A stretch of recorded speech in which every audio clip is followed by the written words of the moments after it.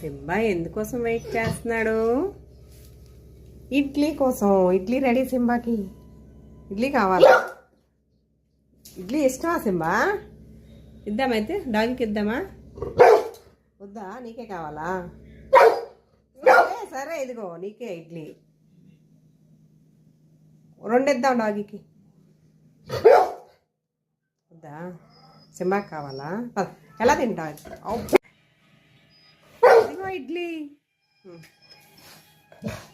హోటల్లో ఇడ్లీ నచ్చదు, ఇంట్లో చేసే ఇడ్లీ కావాలి సింబాకి.